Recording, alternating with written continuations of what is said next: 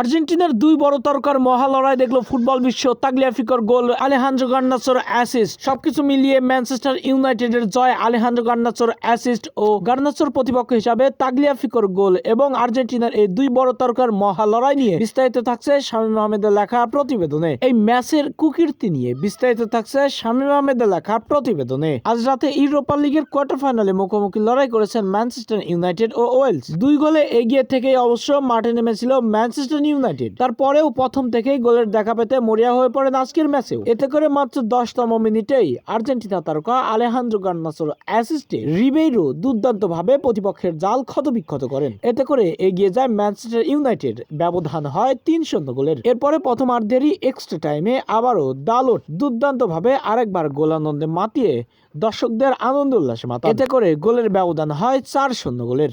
এরপরে দ্বিতীয়ার্ধে মাঠে ফিরে প্রতিপক্ষরা গোল শোধে মরিয়া হয়ে পড়েন। এতে করে আক্রমণের ছুরি ঘুরাতে থাকেন প্রতিপক্ষের ডিফেন্স লাইনে প্রতিনিয়তই।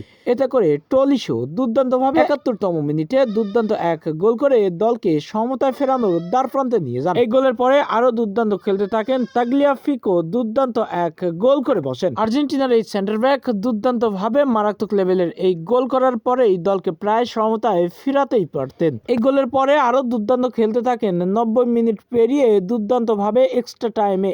এই গোলের পরে আরো দুর্দান্ত খেলতে থাকেন 90 মিনিট পেরিয়ে এক্সট্রা টাইমে 104তম মিনিটে আবারও দলকে আনন্দ উল্লাসে মাতেন চেরকি, ওয়েলসকে এগিয়ে দেন এবং আবারও সমতায় ফেরান এবং 109তম মিনিটে পেনাল্টি আদায় করে নেয় ওয়েলস। পেনাল্টি থেকে গোল করেন লকাজেট। এতে করে 4-4 সমতায় ফেরার পরে আরো দুর্দান্ত খেলতে থাকেন আর্জেন্টিনা তারকা আলেহান্দ্রো গার্নাচোর দল। 114 মিনিটে পেনাল্টি গোল, 120 মিনিটে গোল এবং 121 মিনিটেও গোল।